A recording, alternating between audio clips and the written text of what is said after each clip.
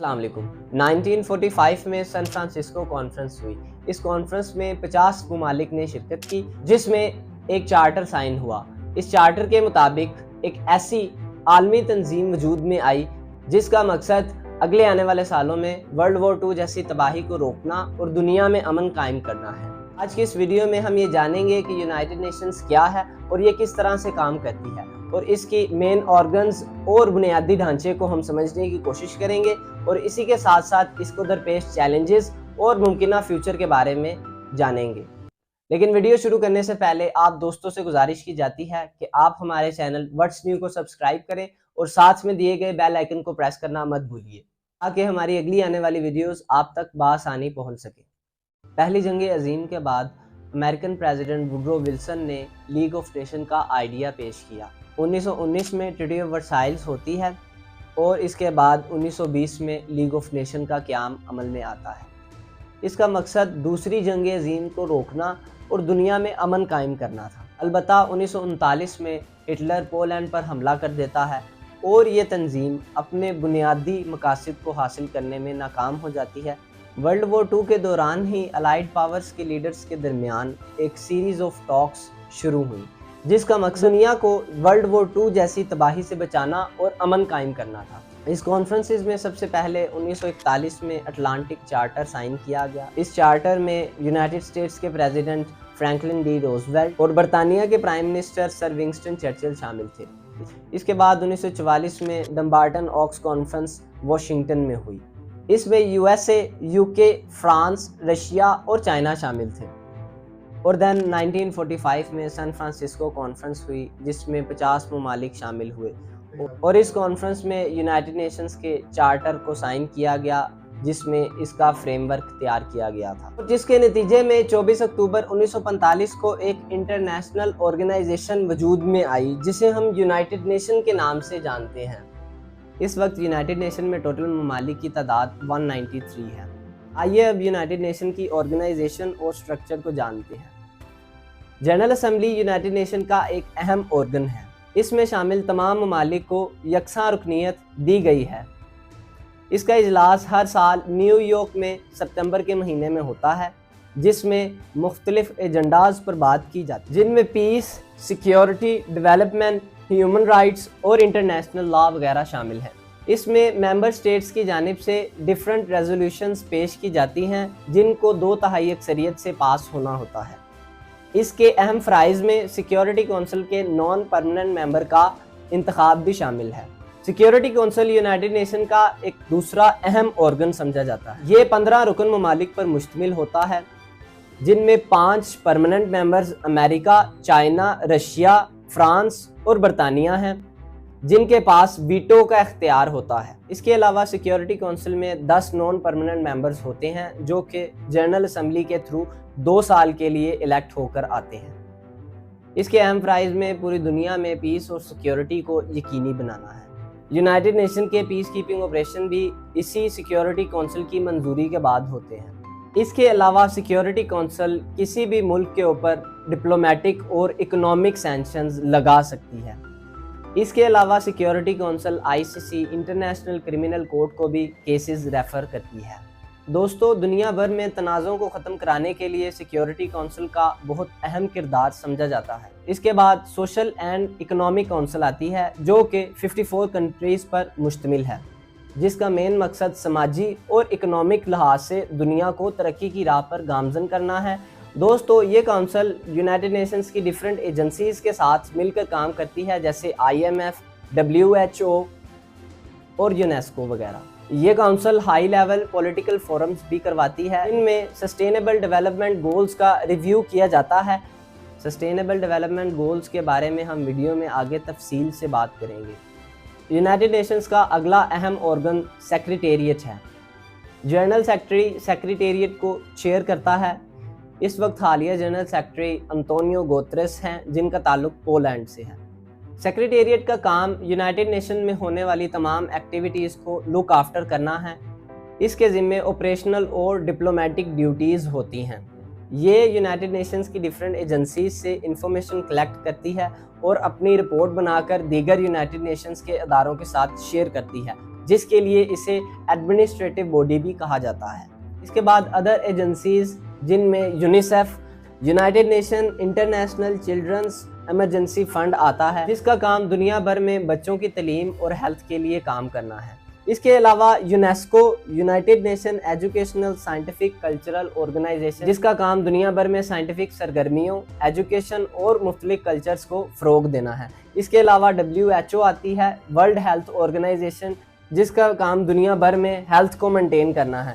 اس کے علاوہ international labour organization جو کہ مزدوروں کے حقوق کے لیے کام کرتی ہے، اور انٹرنیشنل ٹیلی کمیونیکیشن یونین جو کہ یونائٹڈ نیشنز کے ممالک کے درمیان ذرائع ابلاغ کو فروغ دینے میں اہم کردار ادا کرتی ہے۔ دنیا بھر میں پیس اور سیکیورٹی کو پروموٹ کرنا، انسانی حقوق کا تحفظ کرنا، دنیا بھر میں سوشل اور اکنامک ڈیولپمنٹ کرنا، اور اس کے ساتھ انٹرنیشنل تعاون کو فروغ دینا یونائٹڈ نیشن کے آبجیکٹیوز اور پرنسپلز میں شامل ہے۔ آئیے اب اس کی اچیومنٹس اور کرٹیسزم اور اس کا ممکنہ مستقبل کے اوپر بات کرتے ہیں۔ دنیا بھر میں یونائٹڈ نیشنز نے ڈیفرنٹ ایریاز پر پیس کیپنگ آپریشنز کیے ہیں اور اسی کے ساتھ کانفلکٹ ریزولو کیے ہیں۔ مثال کے طور کے اوپر کیوبن میزل کرائسس اور سوئس کنال کرائسس 1956 کو یونائٹڈ نیشن کی مدد سے حل کیا گیا۔ اسی کے ساتھ ساتھ یونائٹڈ نیشنز نے کونگو، ساؤتھ سوڈان، سائپرس، لبنان اور بوسنیا جیسے ممالک میں پیس کیپنگ آپریشنز بھی کیے ہیں۔ دنیا بھر میں انسانی حقوق کا تحفظ اور ہیومینیٹیرین اسسٹنس پرووائڈ کرنا بھی یونائٹڈ نیشن کی ایک اہم ذمہ داری ہے۔ یونائٹڈ نیشنز جنگ زدہ علاقے میں اور اس کے ساتھ ساتھ اور ان علاقوں میں جہاں زلزلے، آفات اور بیماریاں وغیرہ آتی ہیں، ان ایریاز میں یونائٹڈ نیشنز ڈیفرنٹ ایجنسیز کی مدد کے ساتھ ہیومینیٹیرین اسسٹنس پرووائڈ کرتا ہے۔ مثال کے طور کے اوپر حالیہ کنفلکٹ غازہ میں United nation humanitarian assistance provide کر رہا ہے، جس سے وہ غازہ کے سویلینز کو کھانا، پانی اور ادویات فراہم کر رہے ہیں اور ان کی ممکنہ مدد کو یقینی بنا رہے ہیں۔ 1948 میں United nations declaration of human rights ہوا، جس میں انسانی حقوق کے اصولوں کو واضح طور پر دنیا کے سامنے پیش کیا گیا۔ اس کے علاوہ سسٹینیبل ڈیولپمنٹ انیشیٹو، جس میں یونائٹڈ نیشن نے 2002 میں امریکہ کی سربراہی میں ایک اجلاس کروایا، جس میں 100 کے قریب ممالک نے شرکت کی۔ اس اجلاس میں یونائٹڈ نیشن نے کچھ اہداف کا تعین کیا۔ ان اہداف میں غربت کا خاتمہ، بھوک کا خاتمہ، quality education, quality health, innovation, infrastructure جیسے اہداف شامل ہیں۔ 2015 تک یونائٹڈ نیشن نے ان اہداف کو اچیو کرنا تھا، لیکن وہ ایسا نہ کر سکا اور اب اس کی ڈیٹ کو 2030 تک ایکسٹینڈ کر دیا گیا ہے۔ دنیا بھر سے انوائرمنٹل پولیوشن کے خاتمے کے لیے کچھ اقدامات یونائٹڈ نیشنز نے اٹھائے ہیں۔ اس کے لیے یونائٹڈ نیشنز نے UNFCCC، United Nations Framework Convention on Climate Change 1995 adopt کیا، جس میں دنیا بھر سے انوائرمنٹل پولیوشن کا خاتمہ کرنا تھا۔ اسی کے تحت یونائٹڈ نیشنز کے فورم پر ہر سال کانفرنس آف پارٹیز کا اجلاس منعقد کیا جاتا ہے۔ 2022 میں ایجپٹ میں COP27 کا 27واں اجلاس ہوا، جس میں اس ایجنڈے پر بات کی گئی کہ developed countries in developing countries کو ایڈ فراہم کرے گی جو کہ کلائمیٹ چینج اور انوائرمنٹل پولیوشنز کی وجہ سے زیادہ متاثر ہوئے ہیں۔ مزید یہ کہ جینڈر ایکویلٹیز کے لیے یونائٹڈ نیشنز کام کر رہا ہے، جس کے لیے Convention on the Elimination of All Forms of Discrimination Against Women United Nation میں ہوا۔